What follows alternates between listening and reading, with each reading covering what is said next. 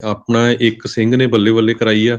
University of Texas ਦਾ ਇਹ ਨੌਜਵਾਨ university 'ਚ ਜਿਹੜਾ ਪੜ੍ਹਦਾ ਆ, ਉਸਨੇ ਜੈਪਰਡੀ ਜਿਹੜਾ ਇੱਕ ਹੁੰਦਾ ਹੈਗਾ ਪ੍ਰੋਗਰਾਮ, ਉਹਦੇ ਵਿੱਚ ਕਾਲਜ ਚੈਂਪੀਅਨਸ਼ਿਪ ਦੇ ਵਿੱਚ ਆਪਣਾ ਜਿੱਤਿਆ ਹੈਗਾ। ਜੀ ਜਸਕਰਨ ਸਿੰਘ ਨਾਮ ਦਾ ਇਹ ਨੌਜਵਾਨ ਫਾਈਨਾਂਸ ਤੇ ਇਕਨੋਮਿਕਸ ਦਾ ਡਬਲ ਮੇਜਰ ਕਰ ਰਿਹਾ ਆ McCombs business school university of Texas ਦੇ ਵਿੱਚ। ਤੇ ਉਸਨੇ ਜਿਹੜੀਆਂ 2 game hour long prime time final ਹੁੰਦਾ, ਉਹਦੇ ਤੇ ਜਿੱਤੀਆਂ। ਯੂਨੀਵਰਸਿਟੀ ਆਫ ਟੈਕਸਸ ਦੇ ਟਾਵਰ ਜਿਹੜਾ ਸੀ, ਉਹਦੇ ਤੇ ਲਾਈਟਾਂ ਚੱਲੀਆਂ ਰਾਤ ਨੂੰ, ਉਹਨੂੰ ਰਿਕੋਗਨਾਈਜ਼ ਕੀਤਾ ਗਿਆ। ਸਿੰਘ ਨੂੰ $2.5 ਲੱਖ ਦਾ ਜਿਹੜਾ ਇਨਾਮ ਆ ਉਸਨੇ ਜਿੱਤਿਆ ਹੈਗਾ। ਜੀ ਬਿਲਕੁਲ।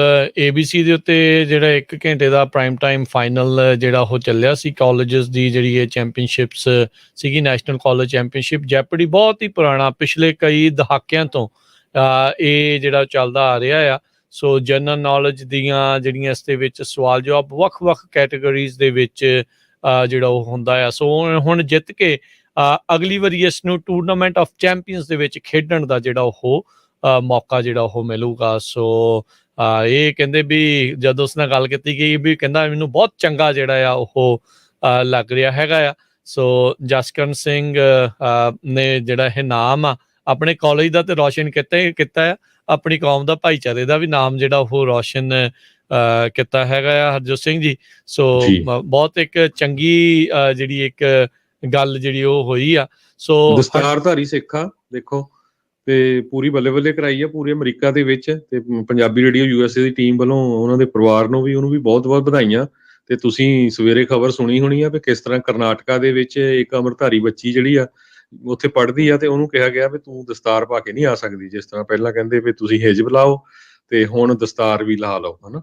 ਇਹ ਅੱਜ ਉੱਥੋਂ ਸਵੇਰ ਦੀ ਖਬਰ ਆਈ ਆ। ਤੇ ਇੱਥੇ ਦੇਖੋ ਵੀ ਪੂਰੀ ਦੁਨੀਆ 'ਚ, ਅਮਰੀਕਾ 'ਚ ਸਿੰਘ ਕਿੱਦਾਂ ਆਪਣੀ ਚੜ੍ਹਾਈ ਕਰ ਰਿਹਾ, ਤੇ ਜਿੱਥੇ ਸਾਡੀਆਂ ਜੜ੍ਹਾਂ ਆ ਤੇ ਉੱਥੇ ਜਿਹੜਾ ਜੜ੍ਹਾਂ ਦੇ ਵਿੱਚ ਤੇਲ ਕੌਣ ਪਾ ਰਿਹਾ ਹੈਗਾ ਜੀ। ਉੱਥੇ ਦਾ ਤਾਂ ਹੁਣ ਹਰਜੋਤ ਸਿੰਘ ਜੀ ਭੁੱਲ ਜਾਓ। ਅਜੇ ਕੱਲ ਵੀਡੀਓ ਇੱਕ ਦੇਖ ਰਿਹਾ ਸੀ, ਕਹਿੰਦਾ ਵੀ ਇਹ ਜਿਹੜੀ ਦਾੜੀ ਹੈ ਇਹਦੀ ਬੋਦੀ ਬਣਾ ਦੇਣੀ ਹੈ ਜੇ ਹਿੰਦੂ ਜਾਗ ਗਿਆ। ਇੱਕ ਉਹਨਾਂ ਦਾ ਜਿਹੜਾ ਉਹ ਬੋਲ ਰਿਹਾ ਸੀਗਾ। ਸੋ ਇਸ ਹਿਸਾਬ ਦੇ ਨਾਲ, ਇਸ ਲਹਿਜੇ ਦੇ ਨਾਲ ਜਿਹੜੀਆਂ ਉੱਥੇ ਉਹ ਗੱਲਾਂ ਹੋ ਰਹੀਆਂ ਆ। ਪਰ ਆਈਡੈਂਟਿਟੀ ਦੇ ਲਈ ਬਹੁਤ ਇੱਕ ਵਧੀਆ ਜਿਹੜਾ ਇਹ ਕੰਮ ਆ।